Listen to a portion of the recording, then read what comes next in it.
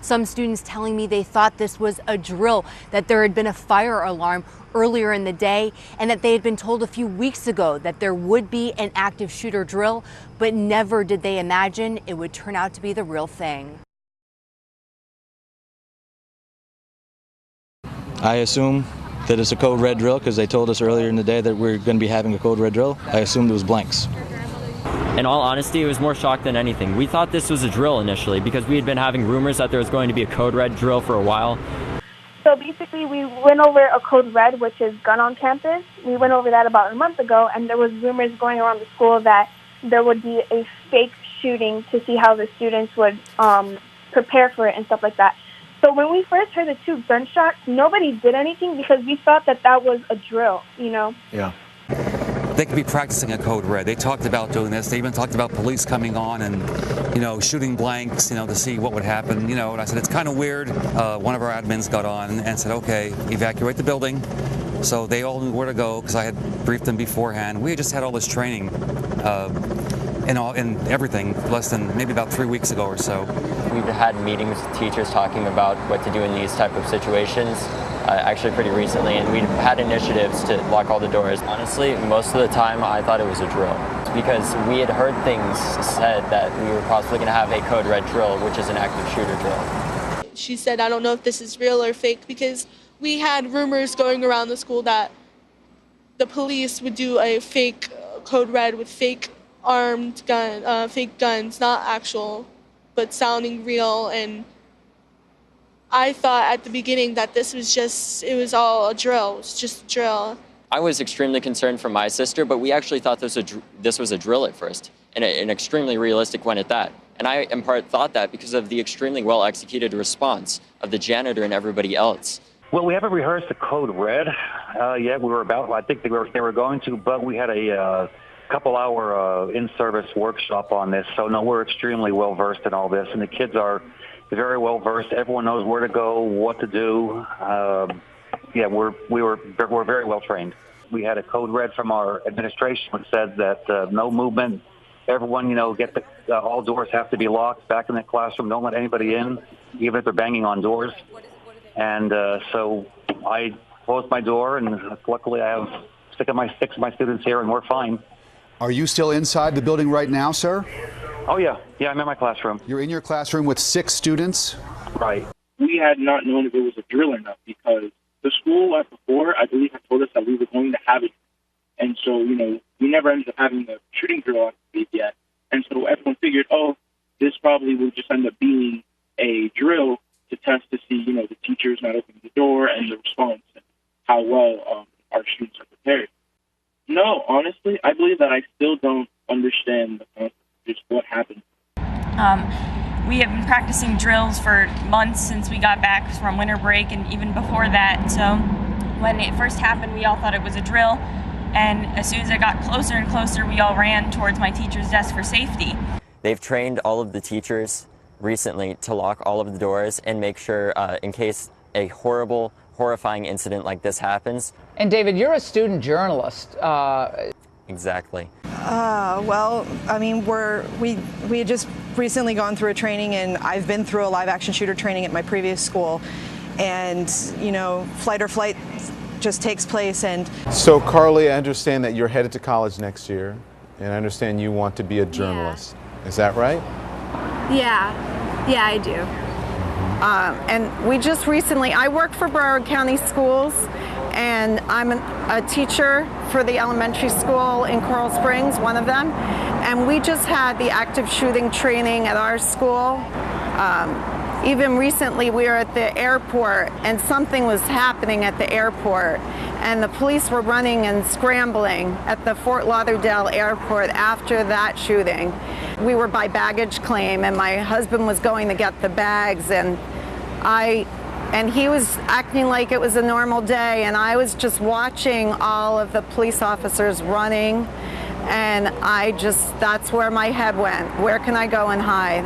Annika Dean says because of her training, she didn't panic or freeze. A plan is what helped art teacher Annika Dean survive this shooting at the Fort Lauderdale airport. Because I had been through 2 active killer trainings at Broward Public Schools, and so I knew I knew what it sounded like. Last year, yes, I was in the middle of the Fort Lauderdale airport shooting, and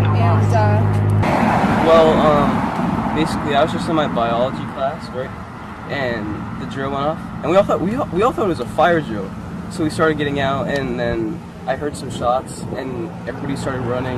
We just hid in the JLTC room, and we were all pretty scared, but it was a really scary situation. We didn't really know what was going on. I thought it was a drill at first, but I think that really speaks to, the training that we had. We had a training about a month ago, and, we talked about, these different scenarios and what to do. And so, once we made it to the classroom and, we heard the sirens and the helicopters, and it was very obvious based on the time that it was happening that it wasn't a drill. Everybody just starts pushing each other, running, and then we're kind of just like, is this what's happening? And then we realized, we thought this was a drill because they said they'll use blanks in a drill, but they actually didn't. It was real.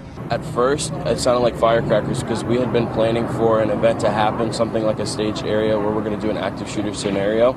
So the first 7 gunshots that I originally had heard just sounded like firecrackers because they were so far away and it echoed through a hallway.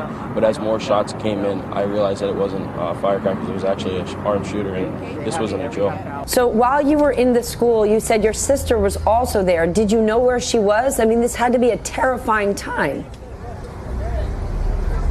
It was absolutely horrifying, but we actually thought it was a drill initially because we had been hearing about having a possible code red drill, which is essentially a drill where we have an active shooter drill to ensure that we can survive this type of situation.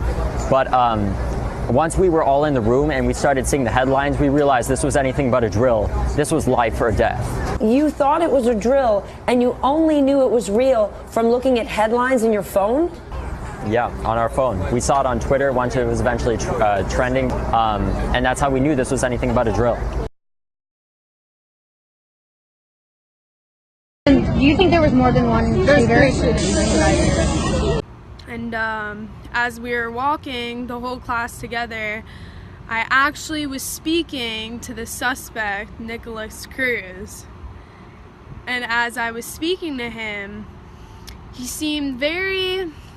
I don't know what the word I want to say is, but he was trouble in middle school, so I kind of joked to him about it and said, I'm surprised you weren't the one who did it, and he just gave me a huh? So that's really what happened. You were walking down the hall, he had already fired at that time? Yes, sir, with him. Weren't you scared? In the moment I wasn't, because there was definitely another shooter involved, but... Oh, you think he was not the only one? No, definitely not. Why do you say that? Because when shots were fired, I saw him after the fact. So, and the shots were coming from the other part of the building, so there definitely had to be 2 shooters involved, I believe. That's the first I've heard of that. Did you see any other students who were wounded?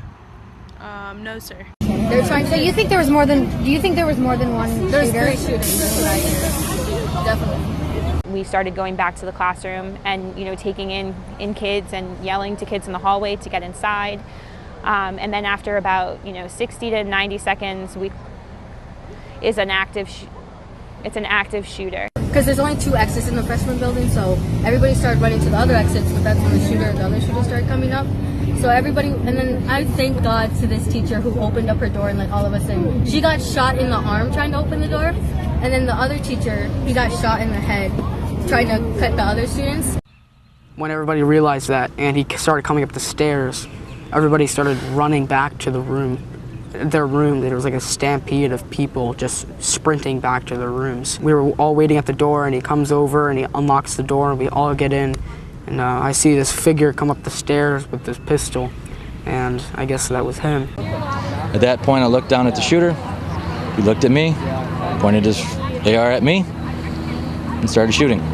Because at that point, I mean, you were hearing gunshots go off, and it was ricocheting with the sound off the other building, and we didn't know whether it was 1 shooter or 2. And one of the boys that initially ran into my room was like, there's 2 shooters on. And I smelled dust, and I didn't know what it was, so I thought it was like the school trying to pretend like fake smoke. Backpacks thrown everywhere. It was like a movie scene. There was gunpowder all over the floor. It was just so real, but it felt so fake. Of course it goes into, this must be fake, this must be a movie. We finally got out and like they started yelling at us to keep focused and to pay attention ahead, the army people, because they didn't want us to see the bodies that they hid in the corner. They were putting mats over them so we wouldn't see them. No, one teacher's dead, that's what there's 2 security guards who are dead. The teacher's dead, and then my other teacher, she got shot in the arm, but she's fine. She just started walking home too. The suspect entered the east stairwell, that's building 12, with a rifle inside a black, soft case. The suspect exited the stairwell, pulled the rifle out of the case. At 2:21 hours and 33 seconds, the suspect readied his rifle. At 2:21 hours and 33 seconds, the suspect readied his rifle. And anyways, I was able to reunite with my father, who's a former FBI agent, and my sister eventually later. But first I reunited with my father after the SWAT had come in and told everybody, get down, put your hands up. And we all ran out of there as fast as we could get out to the street. And once I took that first step out there, I realized this was not a drill. This was a major situation, and a situation that should never, ever have happened again. One of my students' fathers is an enforcement officer and says they're going to come to the rooms, one by one. If I'm going to be honest, it felt like 5 years, more than that. I was just so scared. I wanted to go home. I wanted the cops because my grandfather is a former state trooper. When my dad picked me up, he picked me up about a mile that way down Pine Island Road, and he was coming from work. He turned on his lights and work truck because he works for BSO. Still, she managed to call her father, who works for the sheriff's office. He went to the school and found Hannah. She's a retired police officer for Coral Springs. Her name is Jill Shelton. I call her my aunt. We're very close. She was on the phone with one of the people at the scene, just giving me as much info. She was telling me to barricade as many people behind us, arm ourselves with whatever, so I grabbed a chair. Oh my gosh, and you guys prepared for this. You were telling me, Zachary, that you guys had went through something similar to this, right? Yes, I'm in a program called Police Explorers with the Coral Springs Police Department, and we did some active shooter training a while ago, and I remember they said exactly, school shooters, they'll use the tactic of fire alarms to get kids to come out of the classrooms, and I just put 2 and 2 together when it happened. Wow. And journalist, David Hogg is here with me now. David, first of all, we're so happy that you are here and that you're alive and well. Thank you very much for stopping by. His father is a retired FBI agent, so he recognized immediately that this was a gun. This wasn't firecracker, this wasn't a drill. We really thought this was a drill throughout much of it, surprisingly, because teachers and students had been talking about having a possible Code Red drill, which is an active shooter drill, for quite some time, and that's what we thought this was. But once we started seeing the headlines, we realized this was anything but a drill. This was life or death. David Hogg, you are a survivor of the Stoneman Douglas massacre, but you're also a journalist, and you're my peer, and hopefully one day you'll be a colleague. Thank you very much for coming by. For a little bit we thought it was a drill, but then it really starts to set in that this is not a drill, this is real life. And just saying that, even, this is not real life. This can't be real. It can't be real.